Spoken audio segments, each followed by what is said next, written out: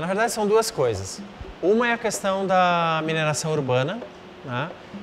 Eu acho que a lei de resíduos sólidos, né, a política nacional, acho que um ponto benéfico que ela traz é a gente poder passar a enxergar o valor que os resíduos que nós geramos têm, né? Num primeiro momento, né, isso gera a ideia da mineração urbana, né? Então, que além dos resíduos convencionais como plástico, latinhas de bebidas carbonatadas, madeira muito pouco, vidro muito pouco, mas esses dois são os que dão a maior renda nas centrais de triagem, mas os eletroeletrônicos passaram a ter o seu valor, né? E com essa ideia de que neles nós temos muitos metais de altíssimo valor e muito importantes para o próprio setor de eletroeletrônica, isso passou a gerar uma outra forma, né, de triagem nos municípios, né?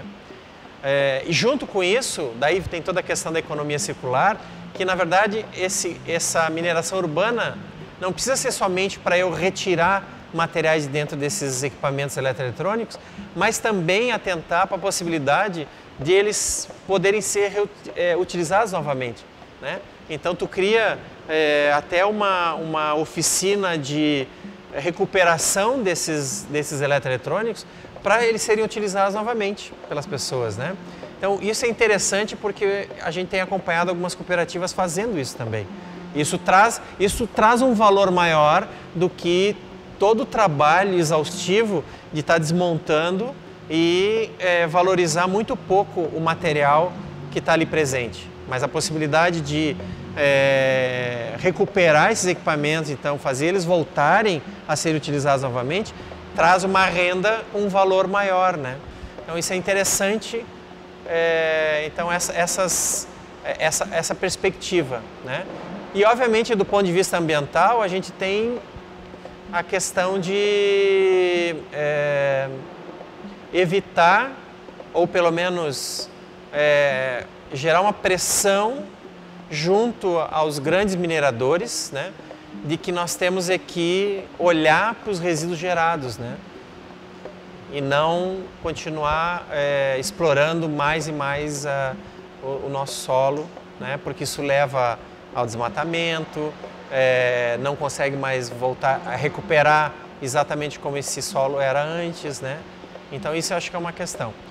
A outra questão, e aí está relacionada diretamente com a economia circular, é que é uma ferramenta, um conceito ambiental que eu acho que vem para eu diria até com uma roupagem um pouco mais enfática para a sociedade, que daí incorpora uma série de coisas que a gente vem falando há 30 anos, né, sobre prevenção, sobre reutilização, sobre reciclagem, sobre recuperação então de materiais, bom, tanto do ponto de vista técnico quanto do ponto de vista biológico, né, de voltar para o solo, né, muitos desses materiais podem voltar para o solo para se tornar condicionador de solo, para agricultura, etc.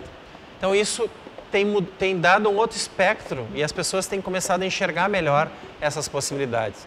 Eu vejo aí uma certa esperança, né, de a gente buscar desenvolver, por exemplo, cadeias produtivas mais sustentáveis, né? E aí a gente está ouvindo, posso introduzir, a gente está ouvindo ao longe um equipamento que tritura coco, né?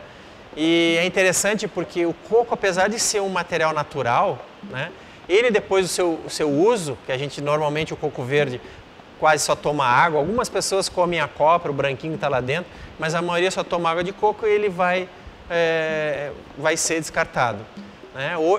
Esse é um material que se eu descarto ele direto no solo, né, ele vai levar em torno de 8 anos para se decompor, né? Então é muito tempo, apesar de ser uma matéria-prima natural, é muito tempo de decomposição e com isso são milhares de coco gerando aqui pequenas montanhas que levam à geração de vetores, né, mau cheiro, né, geração de metano. Então esse é um material que tem muita possibilidade de ser transformado em matéria-prima de valor, né, para várias áreas, né? Ela pode estar substituindo material sintético que o homem produz através de um adequado beneficiamento, né, e valorização desse material. A fibra de coco pode ser utilizada para roupas, para automóveis, para construção civil, para a área da moda, né? E a gente hoje está com um projeto no sentido de construir uma cadeia produtiva,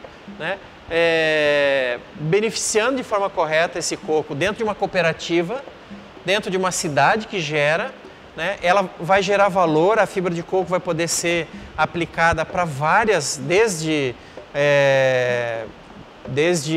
condicionador de solo a um material compósito para a indústria da moda, passando por várias outras aplicações.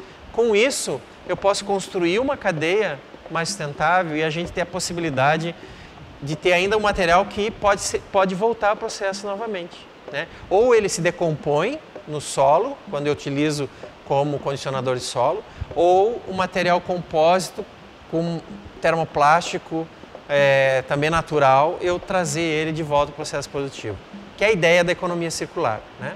Então a gente tem que trazer mais oportunidades dessa forma. Isso eu vejo uma coisa positiva ao longo desses anos, que a gente consegue hoje, não está falando só entre poucos, né? Mas entre muitos que querem mudar o seu comportamento, né, a sua forma de consumir.